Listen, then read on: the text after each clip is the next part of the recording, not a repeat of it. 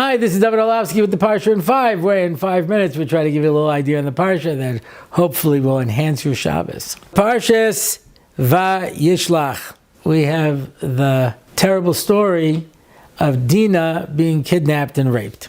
Rashi says, why did this happen? Because she's a Yitzanis. Just like her mother was a Yitzanis, she was a Yitzanis. She went out. Now, to be fair, she went out to Shechem just to see the girls of the city and see how they lived and how they celebrated, and just looking for a little female companionship. But because of this, she got spotted.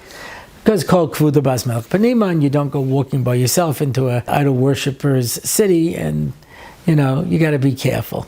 But why was she a Yitzanis? I heard this idea from the Tolner Rabbi many years ago. And he says like this: when Esav was coming, so it says, here's Yaakov and here's his 11 sons. And Rashi says, and where was Dinah? It says, Yaakov put her in a box, v'no'al lifaneha.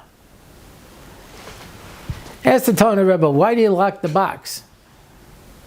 Did he really think that Esav was going to go through all of his boxes in the hope that maybe there was a daughter hiding out there that he could take as a wife?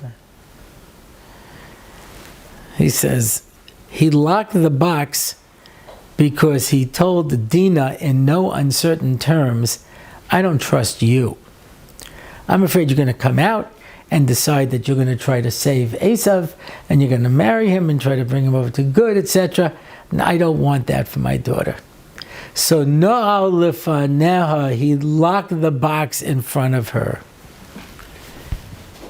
Said the Tolner Rebbe, if you lock your children up, don't be surprised that the first chance they get, they run off someplace else.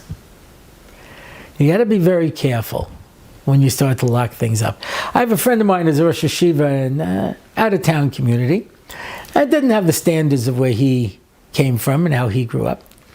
But his kids were growing up in this community, and so every now and then his daughter would say, Ta, the girls are going to do this, can I go? He goes, we don't do that in our family. Says, Ta, the girls are doing this, we don't do this in our family.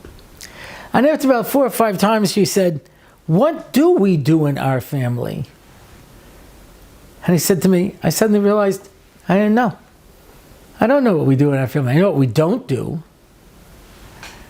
But when you bring kids up with only don'ts and don'ts and don'ts, as Moshe Feinstein famously said, the expression is schwer zu sein a Yid, it's hard to be a Jew, is what destroyed American Jewry. Yeah, as opposed to, it's great to be a Jew. It's gewaldig, it's fun, it's enjoyable. Look how wonderful it is. But if people don't see that, people don't see the beauty of Shabbos, they don't see the beauty of the Chagim, they don't see the beauty of being a firm Jew, the beauty of learning, then we're basically locking them in a box. And the first chance they get, they're going to go someplace else. So we have to be shomer on our kids to be sure. It may not even been a problem that he put her in the box. But when you lock the box and I say, I'm not worried about Esav, I don't trust you, then the kid knows that they don't have our trust. We don't believe in them.